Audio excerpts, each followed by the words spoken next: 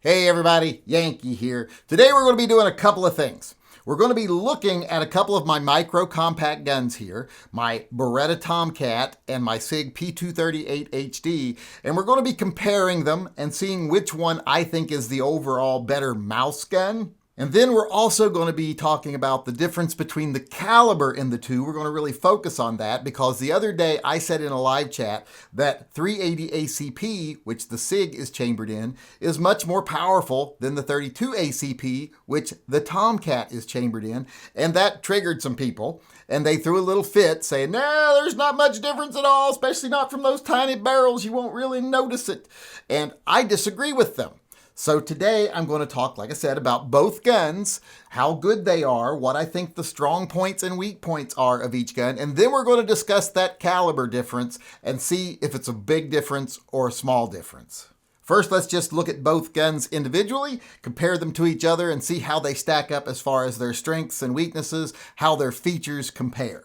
Oh, before we go on with this video here, I want to remind everyone that we are giving away the Sig Sauer P238HD. And if you want to learn how to get entries into that, today and tomorrow are the last days, so come to my live chat. We do them every night at 6 p.m. You'll get details there on how to get entries to win the 238.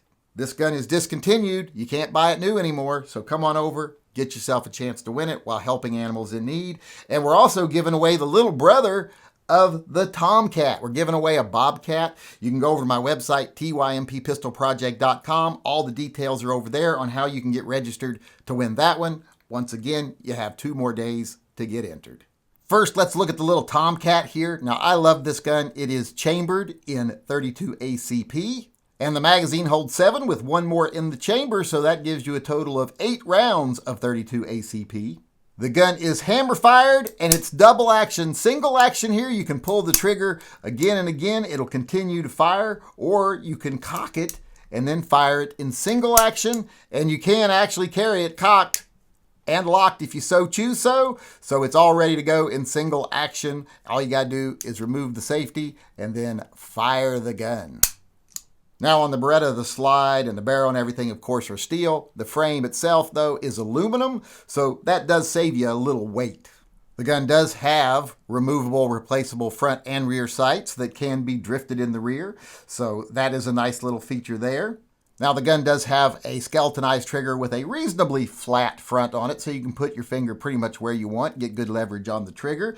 That's a nice feature there, but the main feature of the gun is you push this little button, and that barrel pops up. So you never have to chamber that first round by racking the slide. You can just load the magazine, stick it in, pop that barrel up, slide around in there, pop it back down, and you're ready to go.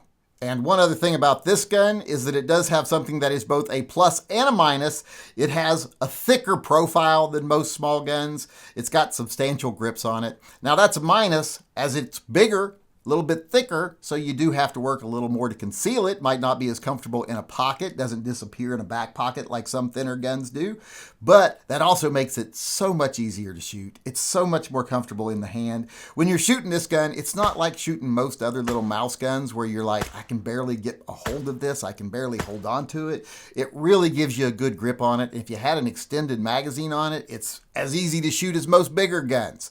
So that's a real plus in my opinion, and it's one of the things I really like about this gun, but some people might consider that a negative. So that's a quick look at the features of the Beretta. Now let's look at the Sig.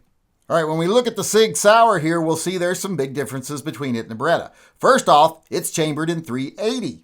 It holds 6 rounds in the magazine and 1 in the chamber for a total of 7 rounds of 380 as opposed to 8 rounds of 32. And I don't know about you, but I would take 7 rounds of 380 over 8 rounds of 32 ACP any day of the week. Another huge difference between the Beretta and the Sig is that the Sig is single action only. You have to carry it cocked and locked if you want to be ready to go with it. So it's just like a little baby 1911. You carry it with the hammer back, safety on. When you're ready to go, you take the safety off, you pull the trigger, and it's a single action shot there. Slide cycles, resets the hammer, and you're ready to go again. Now there is no double strike like you would have with the double action, single action Beretta, but that really shouldn't be a problem unless you get some bad ammo. And since this is single action only, it does have a little advantage as far as trigger pull is concerned. It's a little lighter. Now, the single action on the Beretta is almost as light, but your first double action pull is going to be considerably heavier because, like I said, this is single action only, so it does have a much lighter trigger. Now, the Sig also has front and rear sights that are replaceable and driftable. Now, the front sight is also driftable on the Sig. It was not on the Beretta. And the Sig has night sights. The Beretta just had white dot sights, so that's an advantage for the Sig. The Sig is also constructed of all stainless steel, at least the HD one is. You can get these with aluminum frames, but since this one is the HD, it is all steel, so it's a little heavy. In fact, even though this gun is smaller than the Beretta, they actually weigh pretty much the same, so no real big advantage or disadvantage there, but like I said, this one, all stainless steel. Now, one advantage and disadvantage of this gun, which I think most people are going to consider an advantage, is that it's thinner. It is a much thinner gun than the Beretta. It actually feels better in your pocket. It'll just disappear in your pocket if you put it in a rear wallet holster or anything like that. So it does have that advantage, but that's also a disadvantage because this gun is much harder to hold on to. If you've got larger hands, you're going to have trouble with this gun. You're going to have trouble wrapping your fingers around it, not interfering with your own grip. So being smaller is better for concealment, but when it comes to handling, it's going to be a lot harder to keep a hold of. It's just not going to be as user-friendly. So as you can see there, when you take the features of both guns into account, I think the better overall gun is the Sig. Now, partially because of the caliber difference, which we're going to go into here in a second, but also because, it just is a very easy to use gun, a very nice gun, a very high quality gun. Now, I will say that I actually favor the Beretta. I like it because it's thicker, it's easier to hold on to, as I said in my review of it. I also like the tip-up barrel. I like the manual safety on the double action, single action trigger. So overall, I far prefer the Beretta, but I think the Sig is still a little bit better gun. And like I said, it's mainly because of that caliber. All right, now that we're talking about the calibers of the guns, let's move on to the second point of my video. Is there really a big difference between 380 ACP and 32 ACP out of these short-barreled guns?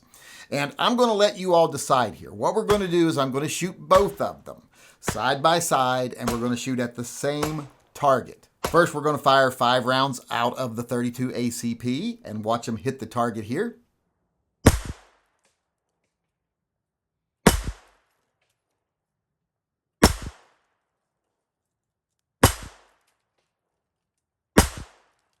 And then we're going to fire 5 rounds out of the 380 and watch it hit the target.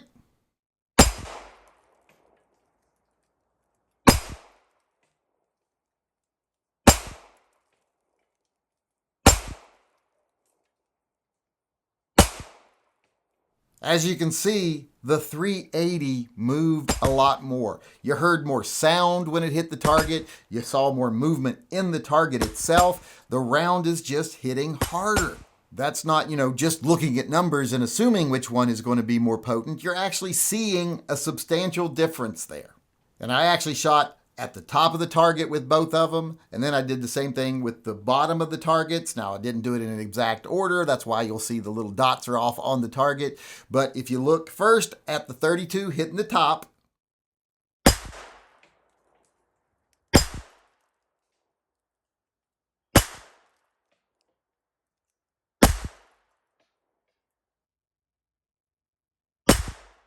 and then the 380 hitting the top part of the target,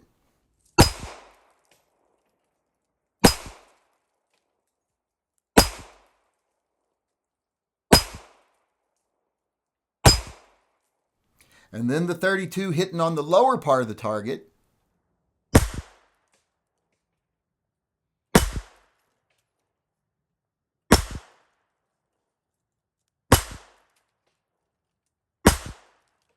and then the 380 hitting on the lower part of the target,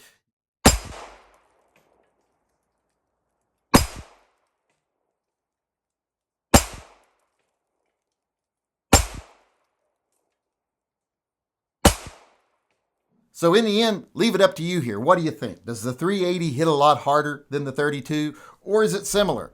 If you ask me, I think it's pretty clear that the 380 is hitting with a lot more force. It's going to do more damage. Now, is it enough of a difference that I would choose the gun that is a 380 over the gun that I actually like better in 32?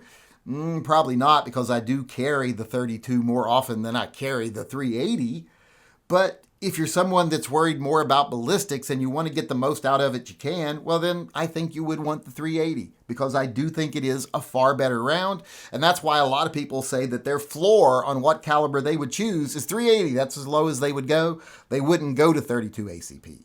And even though I do often go to 32 ACP, I understand why a lot of people wouldn't go below 380, because I do actually think it is a much better caliber. And that is why out of these two, even though I like the Beretta Tomcat better, I say the Sig Sauer P238HD is the better gun and 380 is the better caliber.